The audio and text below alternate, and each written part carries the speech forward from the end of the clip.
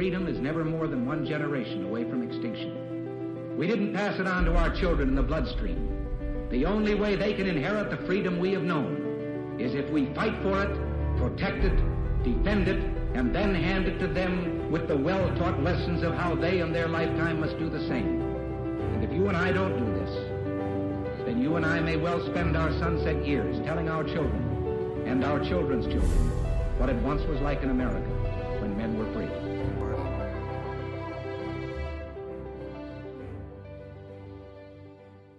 Welcome back, everyone, to Patriot Coalition Live. I'm Matthew Nugent. And I'm Jason Mrochek. Thank you for joining us today. Our goal is to bring you a timeless resource to teach about the U.S. Constitution and the proper role of government, the importance of America's Judeo-Christian heritage, and how to defend against threats to our republic. We want to engage members of our armed forces, veterans, first responders, and patriots who support them in their noble professions.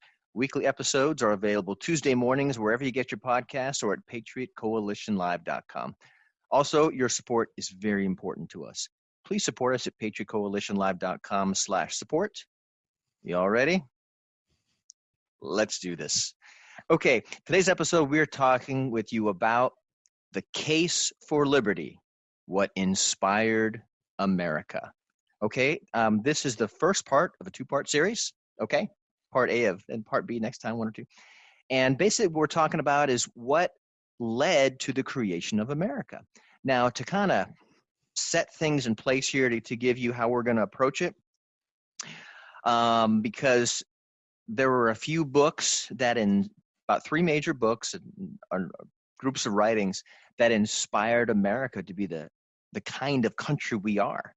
One of those is John Locke's second treatise. Okay, it is very erudite, very intellectual. I have not read it. Jason has read it. And Jason, do you have it with you? I do, actually. Yeah. Take a look at this, guys. Okay, that's the first and second treatise. Okay, you can see, look at that right here. Oh my gosh, thank you. I haven't read it. You've heard of Cliff's notes. Well, I have read Jason's notes. Thank you for that. Eventually, I will read it, and I didn't in the past because it's pretty deep. Okay, what's interesting is the concepts that are in there, which were radical at the time. Yes, radical. There is a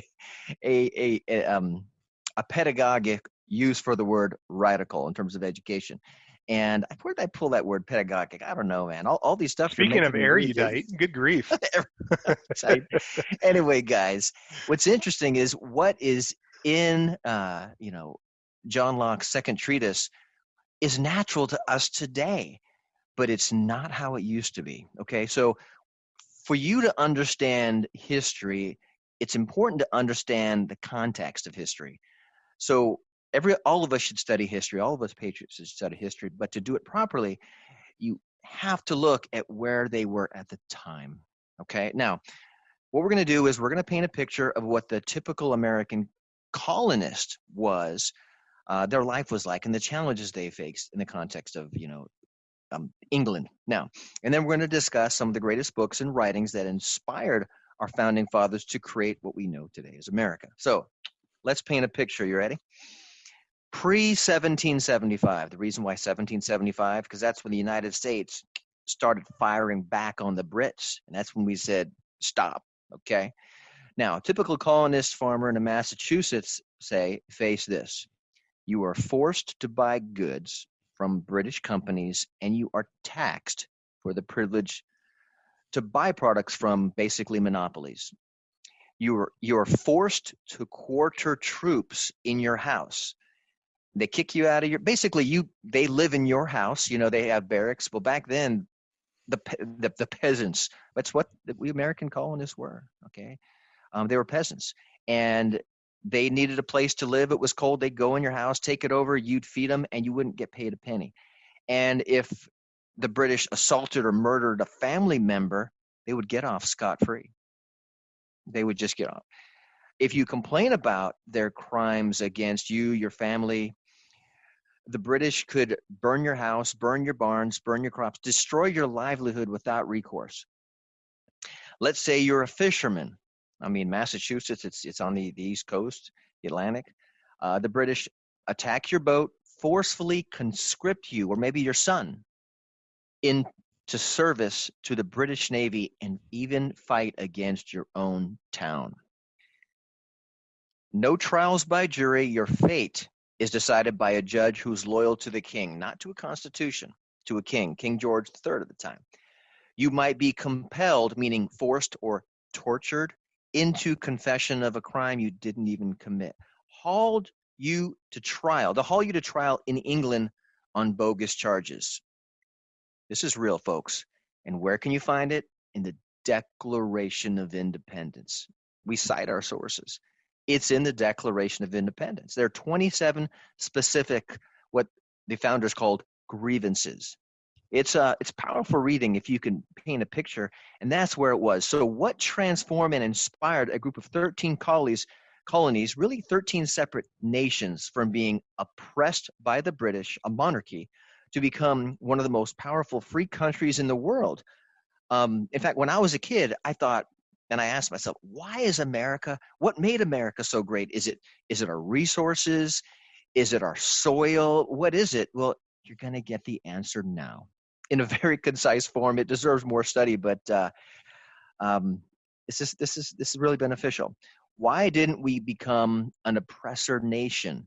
Why wasn't President George Washington King George? I guess I don't know if you call him the fourth or you call him the first. I don't know. King George Washington or King Washington. His Majesty Washington. Why didn't we have our own monarchy? Where did the ideas of liberty and freedom come from? We didn't become an oppressive nation throughout the past couple hundred years. We helped free nations. Okay, World War II is a great example. The Korean War is a great example. What inspired our founding fathers to create the Declaration of Independence and the Constitution? Now, Jason, it seems like it took us humans and the founding fathers, okay, many, many years to get to a civil society, okay, that recognized this radical concept, okay? All right, you guys ready for this?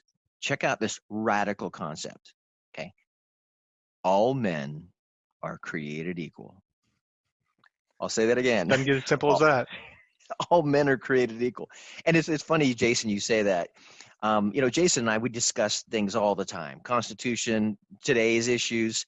And I think, what do you think about this? And he goes, and his approach is, he says, well, I just look at the simple way. But he understands the foundation. He can do it. And he puts it in a few powerful short sentences or even a few short words.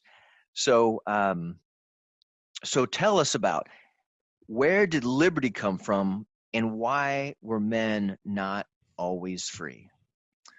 Well, you've asked some very, very good questions. All of those are kind of pertinent to what we're talking about today.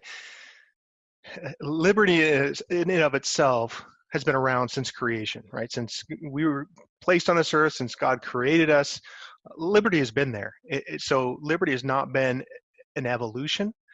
It is really man's understanding and willingness to embrace liberty that has been the evolution over time. Mm-hmm. There's a quote Thomas Jefferson had in 1774. Mm-hmm. This is from his summary view of the rights of British America.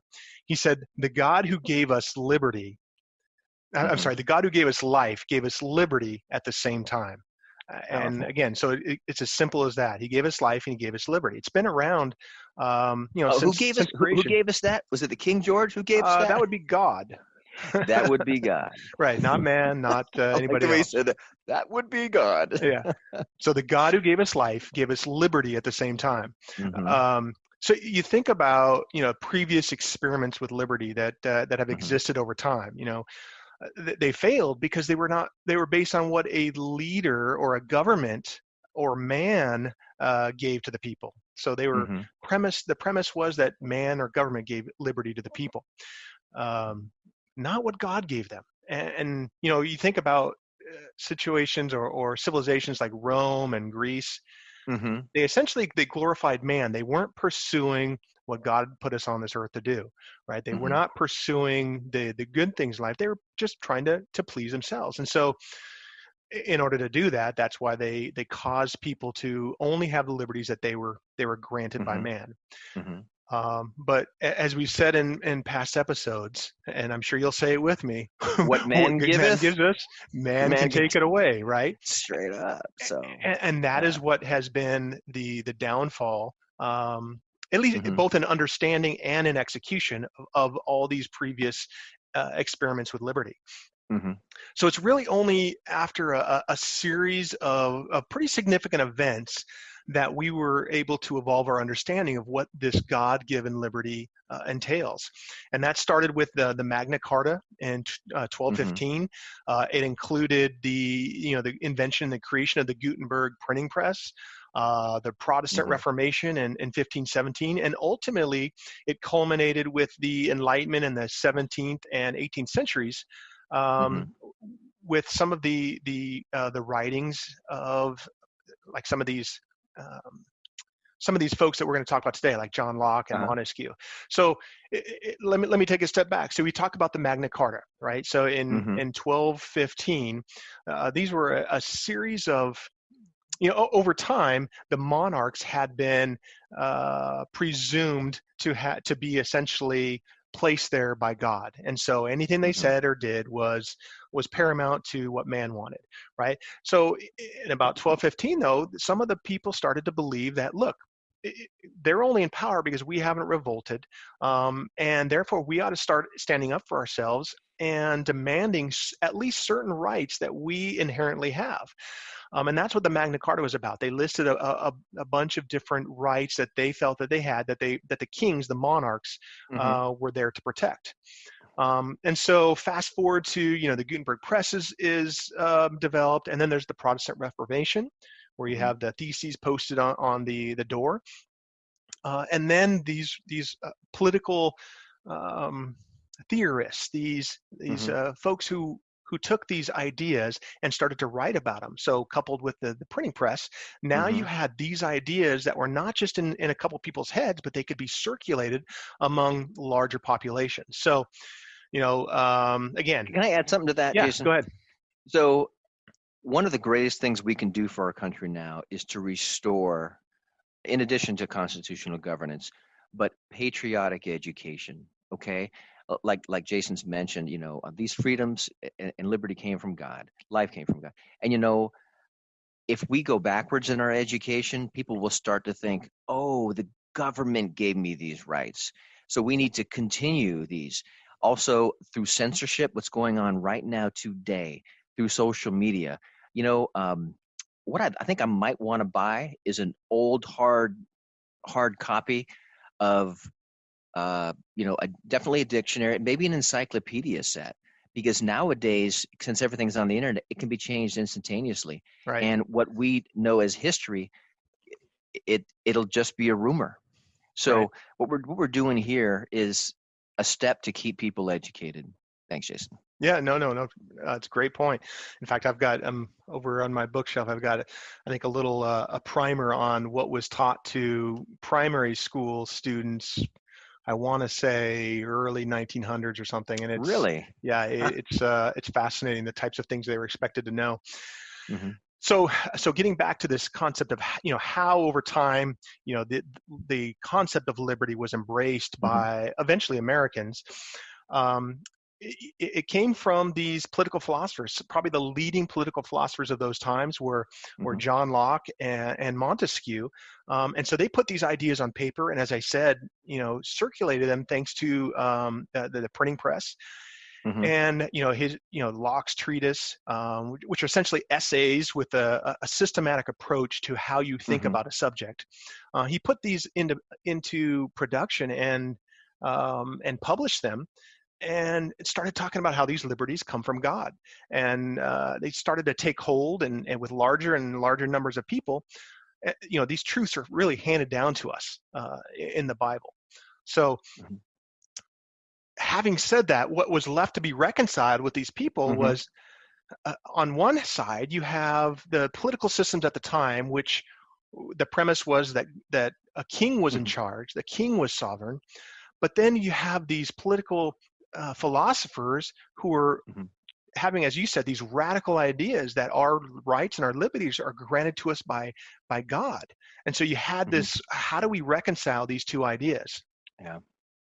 So you made an interesting point that the larger numbers of people in population accepted and became accustomed to the proposition that liberty is a gift from God, that people started to demand it. Now, similarly, if you take God out of a society, you know, you won't be able to say liberty comes from God because they don't acknowledge God. So they'll Yeah. start to think, low liberty comes from the country. So you got things like these shutdowns right now. If you guys are playing this 10 years from now, viewing this 10 years from now, it is, November 2020, a couple, E plus, 16, I think. What's it, 16 or 17? Election day plus 17. We haven't completed the election and we're going through COVID still, or at least they allege we're going through COVID and they require lockdowns. So people's God-given rights of liberty and freedom and life are being infringed upon.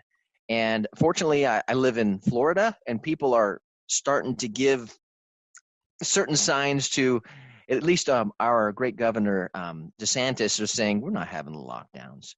Our people are responsible. If they feel they need a mask or they're in a compromised physical state, they won't necessarily go outside unless it's absolutely necessary. Whereas in states like California, it's draconian measures. Okay, yeah. And we'll talk about that more on the next part of this. But the question is, what does it take to embrace freedom? Well, as you said, Matt, I mean, early on, you painted a fantastic picture, and I have to say, you do a great job of framing the context of our conversations.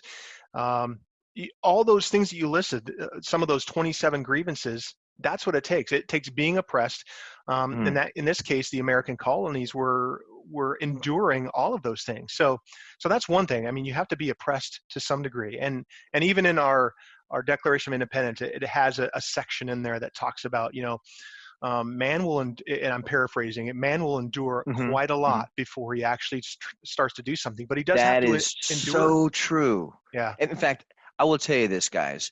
I used to be a nice guy. Now I'm a patriot, a freedom fighter.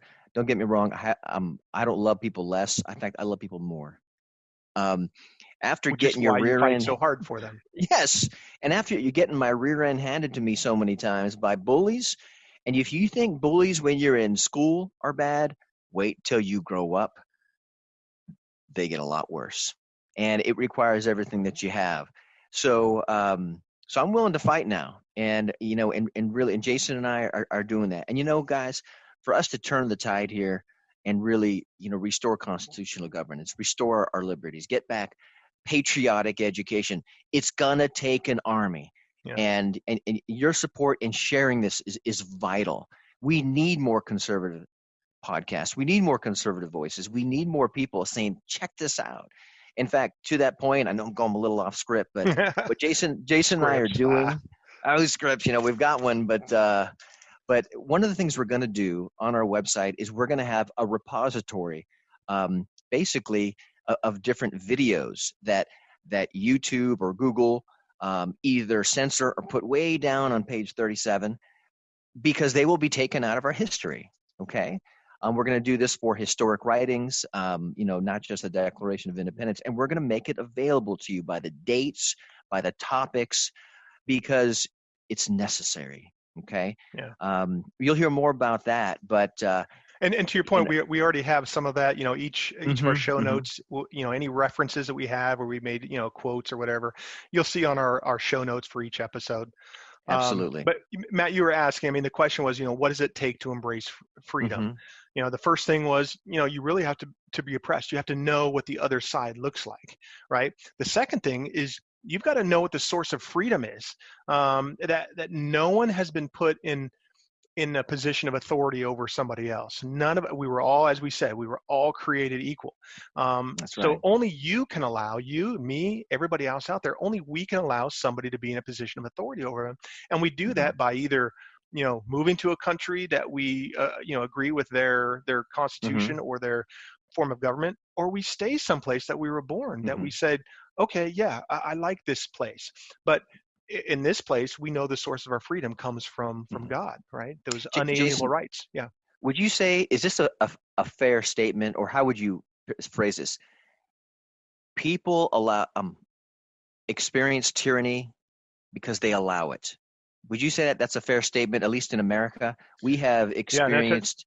In fact, there's a phrase, we get the government we deserve. And we always think about that in terms of America because we vote.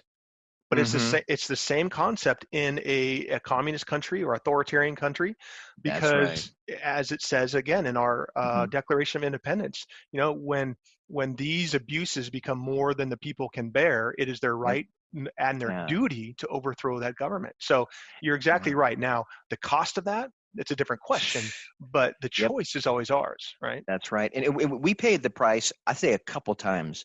One, when we fought for our independence, it started in 1775, and another time in 1861, where we fought 900,000 casualties, folks. 600,000 of those were deaths in the American Civil War.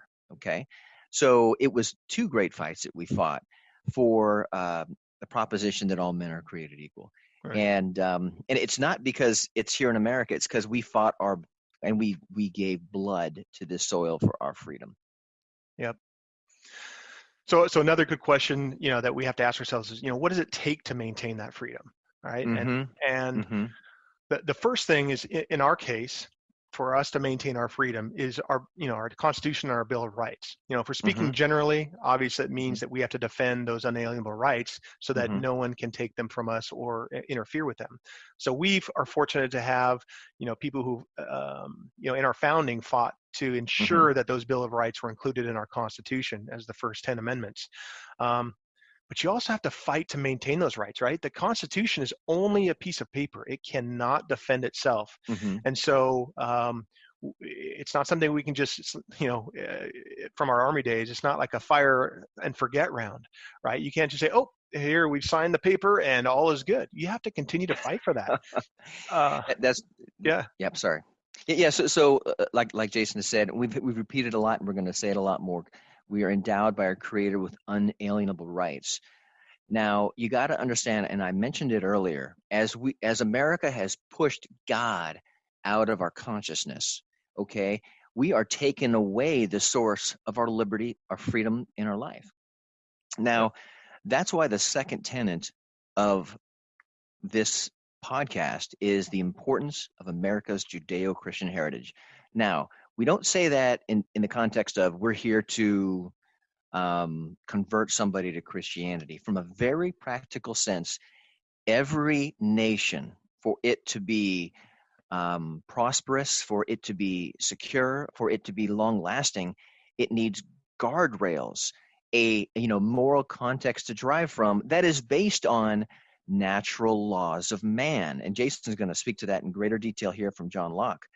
In fact, Jason, the other day you and I were having a conversation about France in the context of, France has a constitution, but they don't necessarily have a moral foundation. Could you talk about that a little bit? Yeah. So no, France is another good example. As you said, they do have a constitution, but like Rome and Greece, they weren't necessarily founded on the concept that our rights came from God, nor was there a whole lot of moral choices that were being made. If you remember back to the French Revolution, 1789-ish, you had, people who, if they were upset with somebody else, they were off with their head. They were chopping off heads with the guillotines, right? And it got to a fever pitch, right? It was, there was not a whole lot of more, as you say, I love the way you put it, these moral guideposts, these boundaries that are supposed to keep us in what we can keep as a free society. But in France, during that French Revolution, that's not what was happening. It was the rule of the mob. It was passions were ruling rather than the rule of law. And anytime you get that, which is why our founders were so vehemently opposed to a true democracy. Because can I add something to that? In fact, in the context of moral guideposts and moral boundaries and this in the Winston-Salem witch trials, I'm going off script again. You guys know that some people were accused of being witches, obviously women, and there were people that were killed because of that. Okay, approximately 35 people were killed because of that. Now, that's horrible. It's detestable. What finally stopped it was a Christian man went to a judge who was Christian and saying, these people are not being judged with due process.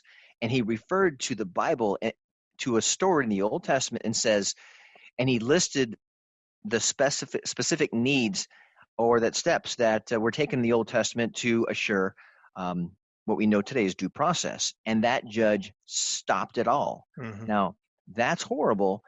I mean, that this happened altogether, but it was religious men in this case that stopped it. Now, compare that to Europe, including France. They also had their own witch trials, but you don't hear about it. Thousands, I'll say again, thousands of quote unquote witches were put to death for the same reason, or burned at the stake. And this comes from David Barton, Wall Builders, great American. And so that's where having a moral foundation in the context of the United States, it's America's Judeo-Christian heritage. So in your case, the example you gave in Salem, they had something to point to say, wait a minute, we're way off the reservation, so to speak. We're way out of bounds with what we are proclaiming to be our guideposts. So having those sort of moral boundaries is essential. And that's really, I mean, in a larger sense, that's what this episode series is about the fact that the way that we were created equal, and the way that God intended us to live with life, liberty, and be able to pursue happiness or property, that's what we're explaining. And the sources for those, the way that those ideas were planted in the founders' heads, was because of these political philosophers we're talking about. It's not that the philosophers had the ideas. I mean, the ideas were given to man. They were written on our hearts from the very beginning. It just, as I said, took us a while to embrace that. And there were a few significant sources, as we mentioned, on how they framed the Declaration of Independence and subsequently the U.S. Constitution. And there's three primary sources that they use, and those are the Bible. There's the Bible verses are all throughout John Locke's Second Treatise of Government, and then you have John Locke's Second Treatise of Government, which is the second one, which was heavily cited and used by our founding fathers. And then third was Montesquieu's The Spirit of the Laws, which relied a lot on what Locke had done. His previous work, he'd taken some of what he had done and then expounded upon it a little bit more. Yeah. And as we wrap up part one of this two-part series, I want to add that if you want to study the foundations of the American legal system, Jason, if you can think which Old Testament book where we get a lot of our judicial system from, if you could think of it, but there are different reasons. This is why. So there are different.